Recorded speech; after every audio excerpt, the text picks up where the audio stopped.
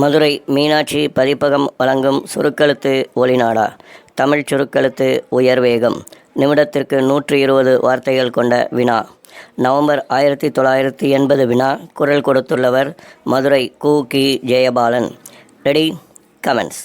தலைவர் அவர்களே, இந்த கூட்டுறவு சங்க திருத்த மசோதாவை பொறுத்தவரையில் பல்வேறு கட்சிகளை சார்ந்த உறுப்பினர்கள் கருத்துக்களை விரிவாக எடுத்துச் சொன்னார்கள் என்றாலும் மசோதாவிற்கு அப்பாற்பட்ட சில விஷயங்களையும் எடுத்துரைத்தார்கள்.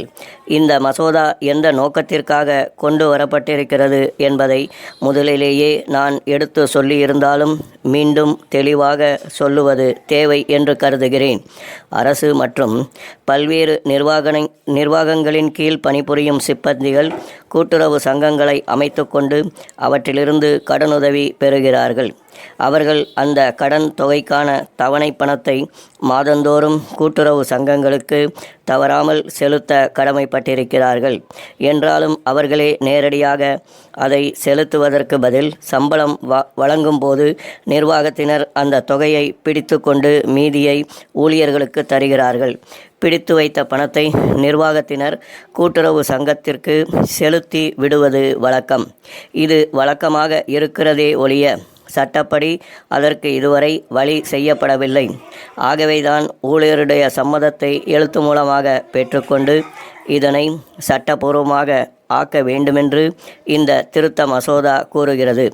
இப்படிப்பட்ட சட்டபூர்வமான அதிகாரம் கூட்டுறவு சங்கங்களுக்கு இல்லாத காரணத்தினால் கடன் பாக்கியை கட்டாயமாக சம்பளத்திலிருந்து வசூலிப்பதில் சிக்கல்கள் ஏற்பட்டு கூட்டுறவு சங்கங்கள் பயனுள்ள வகையில் செயல்பட முடியவில்லை. மேலும் அதிக எண்ணிக்கையில் உறுப்பினர்கள் சேர்த்து கொள்வதிலும் தடைகள் இருந்து வருகின்றன. இந்த நிலை நம் மாநிலத்தில் தான் இருக்கிறது.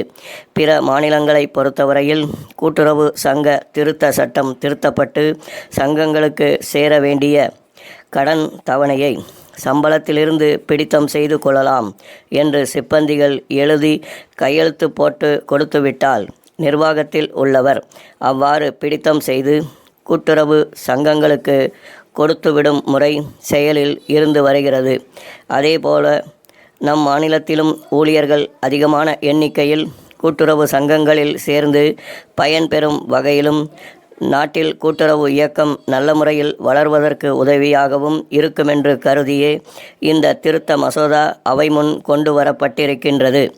சேலம் தொகுதியை சார்ந்த உறுப்பினர் சொன்னது போல் இன்றுள்ள கூட்டுறவு சங்க விதிகளின்படியே எந்த ஒரு தொழிலாளியின் அடிப்படை சம்பளத்திலிருந்து 50% மேல் வசூல் செய்ய முடியாதபடி வகை செய்யப்பட்டிருக்கிறது என்பதை இந்த நேரத்தில் உறுப்பினர்களுக்கு தெரிவித்து கொள்ள விரும்புகிறேன். இன்னொரு கருத்தும் 1-2 உறுப்பினர்களால் எடுத்து சொல்லப்பட்டது.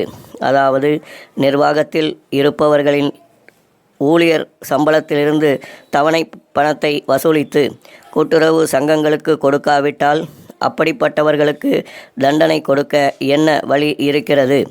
நிர்வாகத்திடமிருந்து தொகையை வசூல் செய்ய என்ன வழி இருக்கிறது என்று கேட்கப்பட்டது. இதற்கு கூட்டுறவு சங்க சட்டத்தின் 10வது பிரிவில் வகை செய்யப்பட்டிருக்கிறது. ஒரு கூட்டுறவு சங்கம் சட்டப்படி நியாயமான கோரிக்கையை விடுத்து அதை நிர்வாகத்தினர் நிறைவேற்றாவிட்டால் அது தவறு என்று குறிப்பிட்டிருக்கிறோம். சாதாரணமாக நிர்வாகத்தை நடத்துகிறவர்கள் சட்டப்படி நியாயமாக நடப்பார்கள் என்று எதிர்பார்ப்பதுதான் ஒரு சட்டம் கொண்டு வருவதன் அடிப்படையாகும். அவ்வாறு சட்டப்படி நடக்கவில்லை என்றால் அதற்குரிய தண்டனை என்ன என்பதும் மேற்படி பிரிவில் குறிப்பிடப்பட்டிருக்கிறது. இதையும் மீறி யாராவது இதில் நெருக்கடியை ஏற்படுத்துவார்களானால் மீண்டும் சட்டமன்றத்திற்கு வந்து திருத்த சட்டம் கொண்டு வந்து தீவிரமாக மாற்றம் செய்து கொள்ள வேண்டிய நிலைமை ஏற்படும் என்று கூறி இம்மசோதாவினை அவையினர் நிறைவேற்றி தர வேண்டுமென்று கூறி என்னுடைய உரையை முடித்து கொள்கிறேன். ஸ்டாப்.